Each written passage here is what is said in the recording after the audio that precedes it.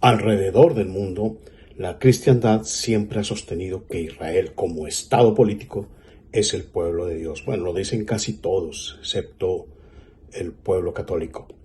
En esta serie de videos que empieza hoy, vamos a contarles el punto de vista bíblico.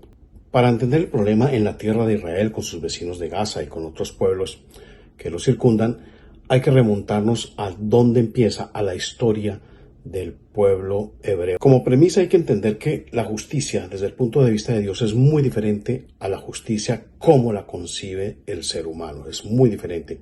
Y en las escrituras se ve una clara relación entre las transgresiones de los hombres y sus consecuencias expresadas, sentidas en el suelo donde vive, en la tierra donde está habitando, donde se ha cometido esa transgresión de las leyes de Dios. Las escrituras nos muestran que la tierra queda maldita, por así decirlo, si allí se ha violado una ley de Dios. La tierra sufre bastantes consecuencias nocivas, tanto la tierra, el suelo, como quienes viven en ella. En las mismas escrituras, en el libro de Génesis, se nos muestra que Dios le entrega al ser humano el control de la tierra, la posesión de la tierra, pero que primero había que confirmarse ese privilegio mediante la obediencia al Creador. El jardín del Edén, por otro lado, era de propiedad exclusiva de Dios. Allí había dos árboles muy importantes, el árbol de la vida y el árbol del conocimiento del bien y del mal. Dios, como propietario exclusivo del jardín del Edén, se había reservado la propiedad de ese jardín, junto con esos dos árboles. Dios ya había prometido al hombre el control total de la tierra, incluyendo ese jardín del Edén, pero por ahora en esta primera etapa tenía que pasar, esa condición de la obediencia al Creador. Dios, que todo lo sabe, que todo lo conoce, también sabía, por supuesto, lo que habría de suceder.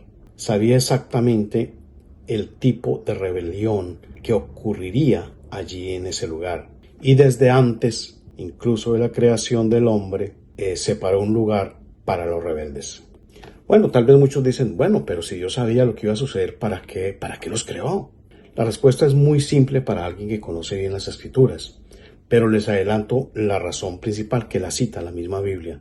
Dios no destruye, no solamente no deja de crear al hombre, sino que no destruye a los rebeldes, por una simple y sencilla razón. Él ya nos conocía desde antes de haber nacido. Por amor a quienes no habíamos nacido, no los destruyó.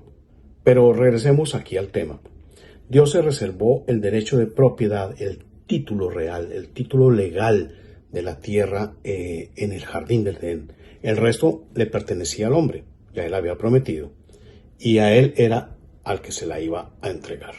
Cuando Adán y Eva se enfrentan a Dios, buscando ser como Dios, queriendo sacar de la ecuación, queriendo hacerle un golpe de estado a Dios para que no tuviera derecho a gobernarlos, surgen unas situaciones, unos puntos muy claros que se ven en todas las escrituras. 1. La tierra donde se cometió la rebelión, el jardín de Edén, queda sujeta a expiación de ese pecado. Allí debería haberse ofrecido, según la ley de Dios, un sacrificio de sangre que pagara ese pecado de un hombre perfecto con la sangre de otro hombre perfecto. Segundo, cuando Adán decide independizarse de la voluntad de Dios para decidir él mismo, junto con Eva, de lo que es bueno y lo que es malo, Dios los expulsa de una tierra que es de su exclusiva propiedad. Los echa del jardín del Edén y pone unos querubines con unas espadas de fuego para evitar que Adán y luego sus hijos ingresaran de nuevo. Durante siglos, los descendientes de Adán y Eva iban allá a ofrecer sus sacrificios a la entrada del jardín del Edén. Tercero, cuando Adán y Eva deciden independizarse de la voluntad de Dios, del gobierno de Dios, automáticamente le entrega ese poder a Satanás, ese gobierno a Satanás. Satanás recibe el poder de gobernar a los hombres, de gobernar la tierra, un poder que Dios le había dado al hombre. Dios le dice al hombre, esto es suyo. ¿Y qué hace Adán? Lo recibe, pero se lo entrega a Satanás. Cuando Adán le entrega el poder de gobernar la tierra a Satanás, queda él mismo, su esposa, su descendencia, toda su descendencia, bajo la autoridad del demonio, bajo la autoridad del opositor. Es él quien decide quién gobierna o no. Es el mismo Satanás quien decide quién va a poner a gobernar sobre su posesión. Él es el príncipe de este mundo y por eso Satanás pudo decirle a Jesús: todos estos reinos son míos, te los ofrezco si me rindes un acto de adoración, porque todo esto a mí me fue dado y a quien yo quiera se lo doy. Vemos en las Escrituras que Jesús mismo reconoce esa autoridad de Satanás sobre los reinos de la tierra y por supuesto no se lo discute, no le discute nada a Satanás, no le discute esa autoridad que Adán le traspasó. Él es el gobernante de este mundo y esos títulos de propiedad solo serán revocados cuando Jesús regrese como rey a la tierra. Eso lo ampliaremos más adelante. Dentro de la ley divina, como ya lo dijimos, el asunto de la tierra, la propiedad es vital. Los límites geográficos definen la influencia de Satanás o no en tal o cual nación bajo el concepto moderno de país, de nación, de lo que entendemos como nación. Por eso es que cuando algunas tribus de Israel transgredían los mandatos de Dios, acarreaban una serie de consecuencias, de castigos, si se quiere decir, de maldiciones, como también se le puede decir, que se ganaba automáticamente por esa transgresión. Pero esas maldiciones, esas transgresiones, esas consecuencias sobre la tierra no traspasaba de una tribu a otra. Si una tribu se mantenía leal, su territorio gozaba de prosperidad, gozaba de muchas cosas buenas que Dios daba, mientras que los otros traían maldición sobre sí mismos. Eso lo muestran las Escrituras. ¿Por qué, por ejemplo, Dios no le entregó a Abraham la tierra donde vivía? ¿Por qué lo tuvo que llevar a otro lado? ¿Por qué no lo llevó a Egipto? ¿Por qué no lo llevó un poco más al norte? ¿Por qué no lo hizo cruzar el Mediterráneo hacia Europa?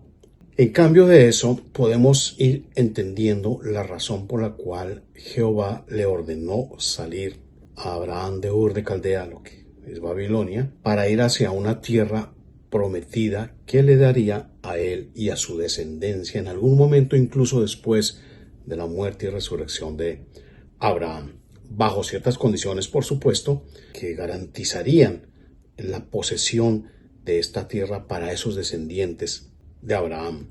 O vuelve la pregunta: ¿por qué Jehová le entrega esta tierra a Abraham? ¿Por qué precisamente esa tierra que estaba habitada hasta ese momento por toda suerte de pueblos malvados y absolutamente abominables, depravados? La respuesta, eso creo yo, eso no lo dicen las Escrituras, es mi convicción particular conforme a décadas en las cuales llevo leyendo y estudiando las Escrituras. Yo creo, vuelvo y digo, es mi convicción personal, que en esa tierra, la tierra de Canaán, quedaba el jardín del Edén, una propiedad exclusiva de Dios, donde Satanás ni Adán tenían absolutamente ningún derecho al título de propiedad. Recordemos que cuando Adán y Eva son expulsados del jardín del Edén, Dios dejó muy claro que esa era propiedad suya. Este es mi jardín, este es mi territorio. Y según la justicia de Dios, según su ley, la ley de Dios, Dios no los expulsó de allí por envidia para que no pudieran vivir sabroso ni nada de ese tipo de cosas, sino ni para que no disfrutaran de esa tierra donde lo tenían todo, sino porque de haberles permitido estar allí, esto hubiera significado que todo el poder en toda la tierra sería traspasado a Satanás. Antes del diluvio, los descendientes de Adán iban a los límites del jardín del Edén a presentar sus ofrendas, sus sacrificios. No podían entrar porque Dios lo tenía prohibido y tenía unos guardianes celestiales para impedir la colonización de ese territorio. Cuando llega el diluvio, los límites del jardín del Edén se perdieron, se confundieron, nadie sabía dónde quedaban, excepto por supuesto Dios y las huestes celestiales, incluido el mismo Satanás. En el jardín del Edén se cometió el pecado, la transgresión del primer hombre, del hombre perfecto, y era allí donde debería hacerse ese sacrificio expiatorio, derramando la sangre, porque esa es la ley de Dios, en pago por esa transgresión. Un hombre perfecto por un hombre perfecto. Y Jesús es sacrificado precisamente allí, en Jerusalén. Él no fue sacrificado ni al norte de Galilea, ni en Capernaum, ni en la franja de Gaza, por allá, ni nada. Tenía que ser en Jerusalén. Porque conforme a las Escrituras, los sacrificios para expiación de pecado deben hacerse en ese lugar donde se cometió ese pecado. Eso purifica la tierra, la santifica. Por esa razón Jesús fue sacrificado como cordero expiatorio en Jerusalén.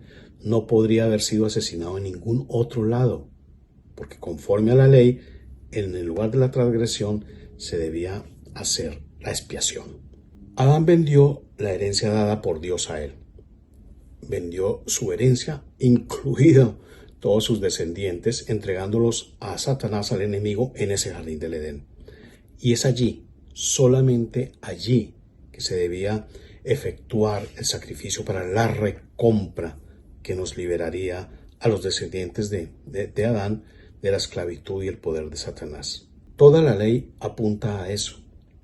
Por ello, no es descabellado lo que sostienen algunos judíos mesiánicos que dicen que la sangre del sacrificio de Jesús tuvo que haber sido derramada sobre el mismísimo altar, el arca del pacto, que era el altar perfecto para realizar ese sacrificio de expiación. Esa arca del pacto, según investigaciones de estos expertos judíos, dice que fue ocultada por Jeremías justo debajo de donde queda el monte del Calvario, que es más o menos a ese nivel, era donde quedaba el templo que fue destruido y que en el cual se encontraba Jeremías en ese momento. Todo cuadra porque analicemos la situación. Toda la ley mosaica apuntaba a que el sacrificio de expiación de pecados debería ser a través de la muerte y el derramamiento de sangre de un cordero de un año. Esa era la norma, esa era la ley. En realidad Jesús tuvo un ministerio de un año, no fue de 3 años y medio como se lo inventó este señor Eusebio, yo no sé por qué motivos, para que le cuadraran yo no sé qué cuentas, sino analizando bien los evangelios, su ministerio fue de un año. Fue exactamente de un año, y por eso era el Cordero de Dios, que en el momento de ser bautizado pasa un año y es sacrificado justo al año después de que es bautizado. Es un cordero, el cordero que quita el pecado del mundo, es un cordero de un año. No era un buey, un becerro de los otros sacrificios que existían, que si ese sí era de 3 años y medio. Esto era un cordero y tenía que ser de un año. La sangre tenía que ser derramada inmediatamente sobre el arca, sobre el altar de sacrificio, que en ese momento dicen algunos que es el arca del pacto, que yo también creo eso. Y fíjense que cuando él muere, cuando el soldado romano le chuza al costado, le sale sangre y agua. La Biblia también habla que son testimonios que tienen que ser derramados sobre el altar. Y ocurre un terremoto y la tierra se abre. Entonces, los expertos en estos temas de estudios bíblicos de lo que sucedió y que conocen perfectamente la ley, aseguran que cuando la tierra se abre, por ejemplo, la sangre de Jesús no llega directamente a la tierra debajo de la cruz, sino cae directamente cuando se abre la tierra a ese altar. Tiene todo el sentido. Yo también creo que es así, porque todo lo que tiene que ver con el sacrificio de Jesús, con la ley que apunta al sacrificio de Jesús, a su expiación de pecados, se cumple a la perfección. No hay nada que se salga de ahí.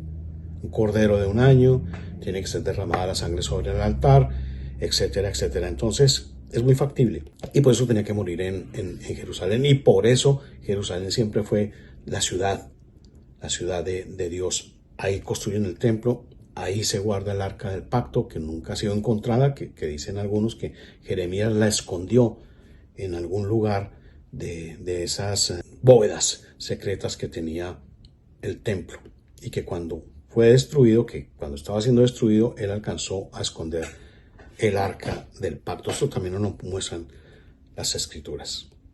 Es por ello que Jehová, teniendo el derecho legal sobre la tierra de lo que un día fue el jardín del Edén, decide entregarle, bajo su propia soberanía, decide entregarle esa tierra a los descendientes de Abraham. Eso era necesario para preparar el camino a la llegada del Salvador.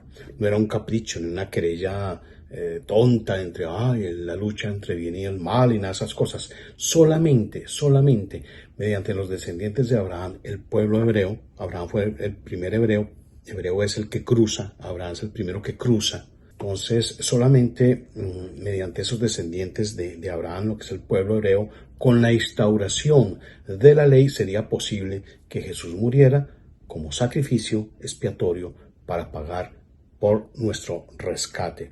Eso también lo vamos a ampliar un poco más adelante. Entonces, Satanás, ya sabiendo que el derecho legal de esa tierra, la tierra prometida, le pertenece a Dios, donde ahora está residiendo el pueblo de Israel, es crucial, él lo sabe, es crucial para el desenlace final y sabiendo eso ha hecho todo para conseguir esos títulos legales sobre la tierra. Hasta ahora no los ha conseguido totalmente, ni los hará nunca, no los conseguirá finalmente nunca. Puede que los tenga temporalmente, porque como se muestra a través de la historia del pueblo de Israel, esa tierra prometida, esa tierra que Dios les dio a los descendientes de Abraham, por medio de la cual cruzaron, que los llevó Moisés a cruzar, ellos perdieron ese título, perdieron esa posesión precisamente por sus maldades, porque comenzaban a adorar a otros dioses, a Moloch, a Baal, a todos esos dioses cananeos, comenzaron a adorarlos y cuando comienzan a adorarlos pasa lo mismo que el jardín del Edén, le entregan ese título de posesión al enemigo. Pero Dios ya cumplirá su promesa, la ha cumplido, mantiene su promesa a los descendientes de Abraham y la va a cumplir. Esa tierra es primordial para que regrese Jesús por segunda vez. Por eso es que es necesario, como muestran las profecías, que la mayoría del pueblo de Israel regrese a su tierra y se convierta al cristianismo. Eso es vital para que el título de propiedad real se haga efectivo. Recordemos un ejemplo de lo que pasaba en la misma Babilonia. Persia era propiedad de su príncipe, era de Satanás, Nabucodonosor, aunque Nabucodonosor hizo incluso algunas cosas que beneficiaron al pueblo de Dios, pero no era un adorador del Dios verdadero. Solamente era una cuestión de ego, pero sirvió a los propósitos, como sirvió Ciro en algún momento. Pero estando en Babilonia, Daniel pidió por algo. Daniel pidió una ayuda, una iluminación, un apoyo del Creador, y Dios le envía a su ángel. Ese ángel, Miguel, tiene que batallar directamente contra el príncipe, la potestad de Persia, que es obviamente un segundón de Satanás, a quien se le entregó el dominio de esa propiedad. No podía entrar Miguel allá diciendo, permisito que voy para allá, voy aquí a hacer un tema aquí con Daniel y quite de ahí. De ninguna manera, la propiedad, el derecho legal de ese territorio le pertenecía exclusivamente a Satanás y por eso podía negarse la entrada a Miguel. Sin embargo, en esa propiedad de Satanás hay 1, 2, 3, 4, 5 al menos adoradores de Dios verdadero, y ahí había una excusa para entrar, un derecho sin que se le abrieran las puertas. Tenía que haber una pelea, y es cuando finalmente vence Miguel y logra entrar casi un mes después de una pelea, y logra entrar y llegar a darle la respuesta a Daniel. Lean Daniel 10, ahí está narrado con pelos y señales este encuentro, que un ángel viene a entregar ese encargo a Daniel y no puede vencer a esta potestad demoníaca del príncipe de Persia, y es por eso que Miguel, el arcángel, príncipe de los ángeles, decide acudir en su ayuda y logran vencer a esta entidad. Entonces, hay que repetirlo, la colonización espiritual de la tierra donde hoy queda Israel, el Estado de Israel, es vital para Satanás, que conoce perfectamente cómo opera la justicia de Dios. Esa es la razón por la cual el conflicto del mundo gira en torno a lo que sucede allí en esa región de Israel. Esa es la razón, no es el petróleo, no es la salida al mar, es un asunto espiritual, es una guerra espiritual, ni más ni menos. Para entender un poco más la razón de estas discrepancias acerca del derecho divino sobre la tierra prometida, hay que entender otros asuntos que son muy importantes. Veamos primero dónde queda la tierra. La tierra prometida podría verse así.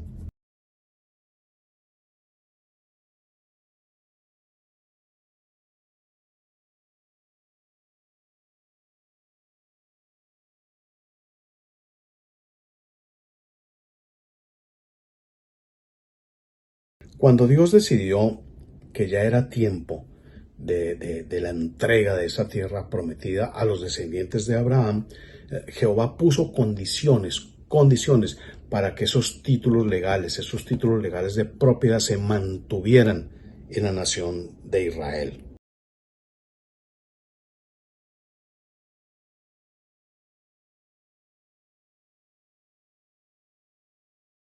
Cuando Israel prevaricó, cuando se entregó a la adoración de otros dioses, Jehová le quita la protección, tal y como lo había advertido, y permite que las naciones paganas entren, dominen, acosen en la tierra sagrada. Pero, y esto es muy importante, la promesa de Dios, la promesa de Jehová, de que esta tierra prometida sería dada a los descendientes de Abraham para luego del juicio final, queda absolutamente intacta. No es ahora, es después. Sin embargo, y ahí entramos en un tema ya candente, aducen falsamente que Dios les dio esas tierras y por eso las reclaman como herencia divina. La reclaman como herencia divina pasando por alto la condición de Jehová, la condición que Jehová puso para que esos títulos se mantuvieran dentro de la nación de Israel. La condición básica era que se mantuvieran fieles y obedientes a su santa palabra. Eso lo analizaremos en próximos episodios.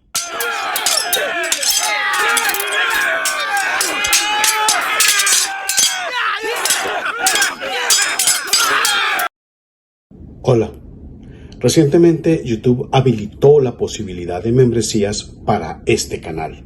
Esa es una muy buena noticia, ya que podemos ofrecer beneficios especiales a quienes se unan como miembros del canal.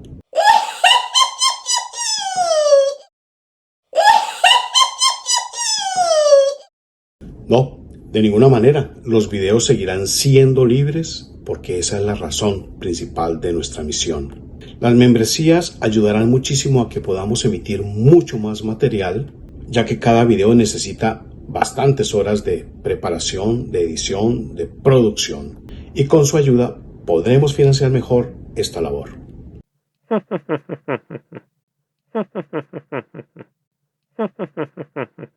Tiene varios beneficios. Las conferencias y talleres que ofrecemos de cuando en vez no tendrán absolutamente ningún costo. Tendrán copia gratuita de los libros que se vayan publicando a futuro. Tendrán acceso privilegiado a las charlas y sesiones de preguntas que vayamos a tener en el futuro. Acceso a emisiones en directo, emojis e insignias especiales que los identificarán como miembros de este canal. Solo dele clic en unirse. Es muy sencillo. Y ahí pueden escoger la clase de membresía a la que desean pertenecer. Esta es una nueva alternativa para que ustedes, si lo desean, nos apoyen. Denle clic aquí en unirse. Y de nuevo, las personas que ya están suscritas, no se preocupen, no va a pasar nada, nada cambiará, seguirán siendo igual que antes, teniendo acceso a nuestros videos que regularmente publicamos. Muchas gracias.